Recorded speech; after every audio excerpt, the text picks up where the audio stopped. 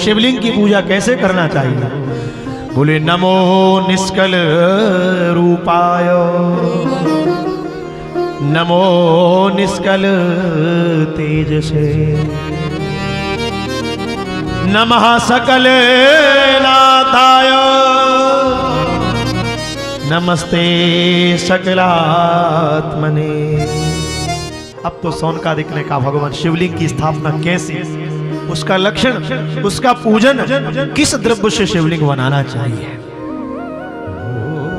तो बहुत ध्यान से सुनना। शिवलिंग का निर्माण ऐसी जगह करना चाहिए जहां पूजन हो सके। यदि चल प्रतिष्ठा हो तो शिवलिंग का आकार छोटा होना चाहिए, और यदि अचल प्रतिष्ठा हो तो शिवलिंग बड़ा भी हो सकता है। पीठ अर्थात जलहरी या तो गोल हो, या चौकोर हो, या त्रिकोण हो। तो हमारी 12 ज्योतिर्लिंगों में ये तीनों प्रकार के ज्योतिर्लिंग का दर्शन होता है। तीनों प्रकार के ज्योतिर्लिंग, कहीं गोलाकार जलहरी है, कहीं चौकोर है, कहीं त्रिकोण है। धर्मशास्त्र में, धर्मशास्त्र कह रहे, भगवान व्यास कह रहे, बोले जिस द्रव्य से शिवलिंग का निर्माण किया गया हो उसी द्रव्य से जलहरी बनाना चाहिए। मिट्टी से बनाया तो मिट्टी की जलहरी बनाओ, मक्खन से बनाया तो मक्खन की जलेरी बनाओ, अन्न से बनाया तो अन्न की जलेरी बनाओ। पर ये नियम नर्वदेश्वर शिवलिंग के संबंध में लागू नहीं। नर्वदेश्वर शिवलिंग को ही बाणलिंग शिवलिंग कहते हैं। आप सामने दर्शन कर रहे हैं, जो सामने शिव पुराण के ऊपर जो शिवलिंग विराजमान है, ये नर्वदेश्वर शिवलिंग, इसको बाणलिंग भी कहा जाता है। भगवान व्यास कहते हैं नर्वदेश्वर शिवलिंग में किसी भी प्रकार की जलेरी हो सकती है। चांदी की जलेरी हो जाए, तांबे की हो जाए, पीतल की हो जाए, जो आपकी श्रद्धा है वो हो जाए, पत्थर की हो जाए। इसलिए भगवान कहते हैं क्या करना चाहिए? श्रद्धा सहित सबसे पहले मनुष्य को शिव की पूजा करना है तो सबसे पहले शिवलिंग बनाने के लिए श्रद्धा से प्रणाम करो, श्रद्धा पूर्वक नमस्कार कर लो। और यदि कहा महाराज नर्वदेश्वर शिवलिंग ना हो तो धातु का लिंग हो, धातु का शिवलिंग ना हो तो मिट्टी का हो, मिट्टी का ना हो तो आटे का हो, आटे से अधिक गाय के गोबर का हो, गाय के गोबर से अधिक कनेर के पुष्प का हो, कनेर के पुष्प से अधिक फल का हो,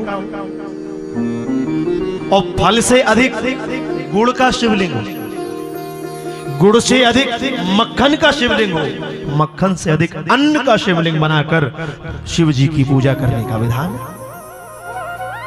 यदि आप कह रहे हैं हम तो किसी भी प्रकार का शिवलिंग नहीं बना सकते, ना मिट्टी का बना सकते, ना आटे का बना सकते, ना गोबर का बना सकते, ना गुड़ का बना सकते, हम तो किसी भी प्रकार के शिवलिंग को नहीं बना सकते, तो भगवान व्यास कह रहे हैं कोई बात नहीं, शंकर जी के जैसा सरल देवता और दूसरा कोई है ही नहीं है। बोली क्या करो? बोली स्नान कर रहे हो तो हाथ के अंगूठे को शिवलिंग मानकर प्रणाम कर दो। बोली शंकर जी इतने मात्र से भी प्रणाम प्रसन्न हो जाते, इतने मात्र से कृपा कर देते हैं। शास्त्र कहते हैं पंचाक्षर मंत्र का यदि प्रतिदिन 10,000 जप किया जाए ओम नमः शिवाय तो 3 वर्ष में मंत्र की सिद्धि हो जाती है। प्रतिदिन जप। मनुष्यों के द्वारा जो शिवलिंग की स्थापना होती है हे ऋषियों, उसके चारों हाथ, चारों तरफ 100 हाथ तक पुण्य क्षेत्र कहलाता है। जो मंदिरों में मनुष्य के द्वारा विराजमान है उसके चारों तरफ 100 हाथ तक पुण्य क्षेत्र कहलाता है। और ऋषियों और देवताओं के द्वारा जो शिवलिंग स्थापित होता है उसके चारों तरफ 1000 हाथ तक पुण्य क्षेत्र कहलाता है। और उस पुण्य क्षेत्र में कोई कुआं हो, कोई बावड़ी हो, कोई पोखरा हो, कोई जलाशय हो, तो वहां जो कुछ भी है वो कैसा है? बोले वो साक्षात भगवती गंगा के तुल्य पूज्य हो जाता है। साक्षात भगवती गंगा के समान इस संसार में पूजनीय हो जाता है। इसलिए वहां जो मनुष्य स्नान करता है, वहां जप करता है और वहां दान करता है तो शंकर जी कहते हैं वो मुझे अत्यंत प्रिय है। वो कैसा प्रिय है? बोले जैसी मुझे गंगा प्रिय है, जिसे मैंने अपनी जटाओं में धारण किया है, वो सदैव मुझे वैसा ही प्रिय हो जाता है। इसलिए शंकर जी की जटाओं में भगवती गंगा जी स्थित हो रही है। आज के दिन जो मनुष्य शिवलिंग अथवा वीर अर्थात मूर्ति में मेरी पूजा करेगा उस मनुष्य में इतना बल हो जाएगा, इतना बल हो जाएगा। बोले कितना? बोले उसमें सारी सृष्टि की रचना करने के बराबर बल की प्राप्ति हो जाएगी। शास्त्र कहते हैं जो 1 वर्ष तक निरंतर शंकर जी की पूजा करने का फल होता है, वो फल केवल शिवरात्रि के दिन शंकर जी की शिवलिंग पूजा करने से प्राप्त हो जाता है। इतनी महिमा। और ज्योतिर्मय लिंग का प्राकट कब हुआ? बोले मार्गशीर्ष महीने के आद्रा नक्षत्र को प्राकट हुआ। भगवान शिव कहते हैं इस दिन जो मनुष्य मेरा दर्शन करे अर्थात पूजन करता है वो मुझे कैसा प्रिय है? बोले जैसे मेरा पुत्र कार्तिकेय क्रौंच पर्वत पर बैठा है। शंकर जी के पुत्र कार्तिकेय कहाँ बैठे? क्रौंच पर्वत पर। कहाँ? मल्लिकार्जुन।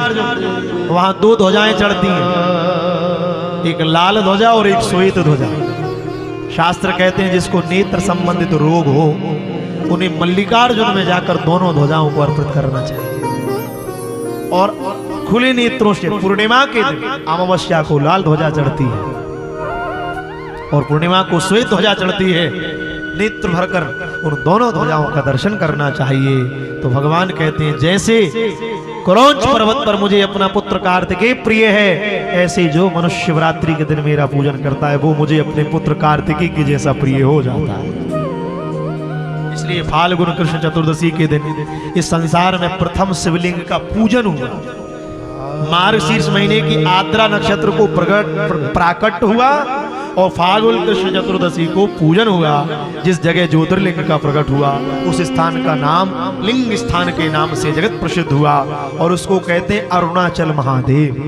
अरुणाचल प्रदेश में है, अरुणाचल महादेव के रूप में जगत विख्यात हुआ।